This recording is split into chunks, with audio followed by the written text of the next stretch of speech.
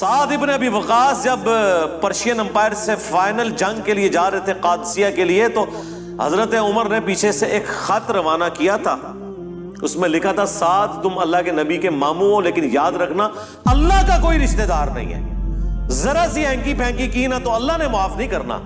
نبی کے ساتھ تم ماموں کا رشتہ رکھ سکتے ہو، سگے ماموں نہیں تھے، وہ ننیال خاندان سے تھے، اللہ کا کوئی رشتہ دار نہیں۔ اللہ کا تو رشتہ دار پیغمبر بھی نہیں ہے، وہ تو اپنے پیغمبر کی زبان سے کہلوا رہا ہے ہمیں سمجھانے کے لیے 3 دفعہ۔ اللہ اکبر۔ سورۃ الانعام، سورہ یونس، سورہ الزمر، قل انی اخاف ان عصیت ربی عذاب یوم عظیم۔ اے نبی تم فرما دو کہ بالفرض اگر میں بھی اپنے رب کی نافرمانی کروں تو میں خود اس بات سے ڈرتا ہوں کہ بڑے دن کا عذاب مجھے بھی آ پکڑے گا۔ میرے بھائی یہ کون بات کر رہا ہے؟ اللہ کے نبی۔ اور کون کہلوا رہا ہے؟ اللہ۔ تو جب نبی کے جیسا ہے ہی کوئی نہیں تو تواڈے بابے تے شاہ ہی کوئی نہیں جن کے اوپر تم نے اتنا تکیہ کیا ہوا ہے۔ کیا کبھی آپ نے حضرت ابوبکر، عمر، عثمان و علی سے سنا کہ جو ہمارا مرید ہو جائے ہم اس وقت تک جنت میں نہیں جائیں گے جب تک کہ اسے جنت میں لے نہ جائیں؟ حالانکہ وہ خود کنفرم جنتی تھے، آخری وقت تک ڈرتے رہے۔ جامعہ ترمذی میں حدیث ہے، حضرت عثمان غنی جب بھی قبرستان جاتے تو بہت روتے تھے۔ لوگوں نے پوچھا کیوں؟ فرمایا اس لیے کہ خود میں اللہ کے نبی سے سن چکا ہوں کہ آخرت کی منزلوں میں سے پہلی منزل قبر ہے، جس کی یہ منزل صحیح نکلی اس کی اگلی آسان ہو جائے گی، اور جو ادھر پھنس گیا اس کی اگلی منازل مشکل تر مشکل ہو جائے گی۔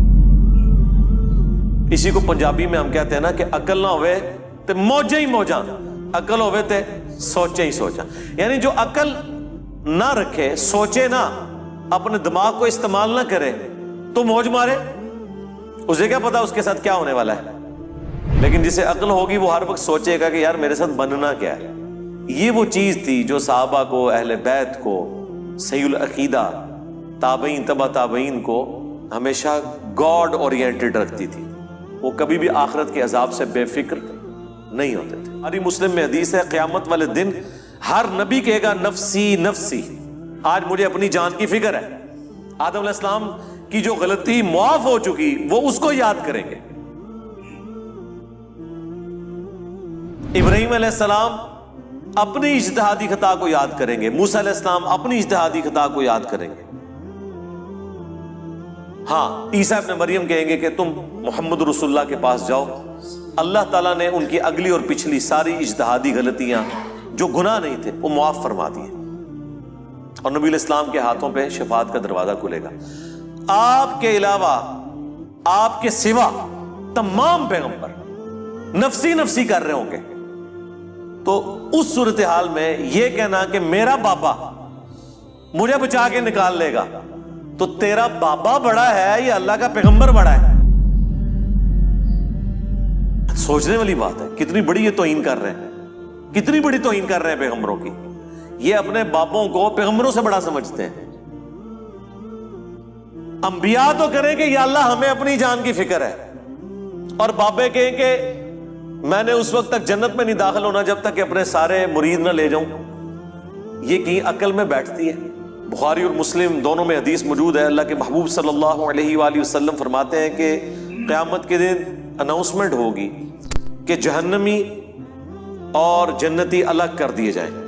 یہ حضرت آدم علیہ السلام کی ڈیوٹی لگائی جائے گی کیونکہ وہ جد امجد ہیں سب کے۔ تو پوچھیں گے یا اللہ کتنے جہنمی اور کتنے جنتی؟ تو اللہ تعالیٰ فرمائے گا ہر 1000 میں 999 دوزخ میں جانے والے اور صرف 1 جنتی۔ بخاری مسلم دونوں میں حدیث ہے، کوئی شخص محض اپنے اعمال کی بنیاد کے اوپر جنت میں داخل نہیں ہو سکے گا۔ صحابہ نے جرأت کر کے پوچھا اے اللہ کے نبی کیا آپ بھی؟ اس کائنات میں سب سے بہتر اعمال جس شخصیت کے ہو سکتے ہیں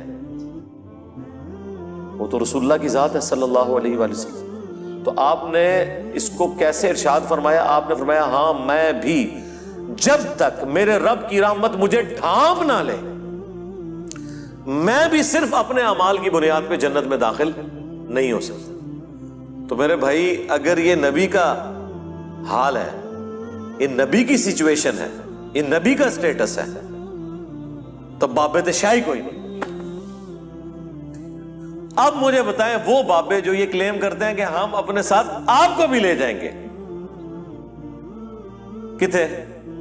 ہاں جتنے آپ جان گے، کوئی کسی کو نہیں لے کے جا سکتا جب تک کہ اس کا اپنا قبلہ درست نہ ہو۔ ہاں اپنا قبلہ درست تھا، تھوڑی بہت کمزوریاں ہوئیں، کوئی رعایتی نمبر چاہیے، کوئی شفاعت چاہیے، اللہ تعالیٰ ڈیوٹی لگا دے گا۔ وہ بخاری مسلم میں حدیث ہے کہ انبیاء بھی سفارش کریں گے، فرشتے بھی کریں گے، اللہ کے نیک بندے بھی کریں گے، اس سے کسی کو انکار نہیں ہے۔ لیکن یہ نہیں ہو سکتا کہ آپ دیدہ دلیری کی زندگی گزاریں اور پھر شفاعت کے امیدوار ہو جائیں، ناٹ ایٹ آل۔ بخاری مسلم دونوں میں حدیث ہے، جب سورہ الشعراء کی یہ آیت نازل ہوئی کہ اے نبی اپنے قریبی رشتہ داروں کو آخرت کا ڈر سنائیں، تو نبی علیہ السلام اپنے رشتہ داروں کے پاس گئے، اپنے چچا کے پاس آئے اور فرمایا اے نبی کے چچا عباس، میرے مال سے جو لینا ہے وہ لے لے، اگر اللہ نے تجھے پکڑ لیا تو میں اللہ کے حضور تیرے کچھ کام نہیں آؤں گا۔ اے نبی کی پھپھی صفیہ، میرے مال سے جو کچھ لینا ہے وہ لے لے، اگر اللہ نے تجھے قیامت کے دن پکڑ لیا میں تیرے کچھ کام نہیں آؤں گا۔ اے نبی کی بیٹی فاطمہ، میرے مال سے جو کچھ لینا ہے وہ لے لے، اگر قیامت کے دن تو پکڑی گئی تو میں تیرے کچھ کام نہیں آؤں گا۔ اگر یہ سیدہ فاطمہ کا سٹیٹس ہے تو باقی تو شاہی کوئی نہیں۔ یہ کہنا کہ جی ہمارا مرید کوئی ہو گیا تو ہم جنت میں اس وقت تک نہیں جائیں گے، تو سورۃ الاعراف میں ہے کہ جب کبھی کوئی امت جہنم میں داخل کی جائے گی وہ اپنے بزرگوں پہ لعنت بھیجے گی اور کہے گی اے اللہ ہمارے بزرگوں کو دگنا عذاب دے کہ جن کی وجہ سے ہم جہنم میں گئے۔ تو اللہ تعالیٰ فرمائے گا کہ سب کے لیے دگنا ہے، تم بھی تو اپنے بعد میں آنے والے لوگوں کے لیے پیشوا بنے تھے نا، یہ جو تمہارے اکابرین تھے تم بھی تو آنے والوں کے اکابرین تھے نا۔ سورۃ الاحزاب میں بھی آیا اے اللہ ہمارے بزرگوں نے، ہمارے بڑوں نے ہمیں گمراہ کر دیا، انہیں دگنا عذاب دے۔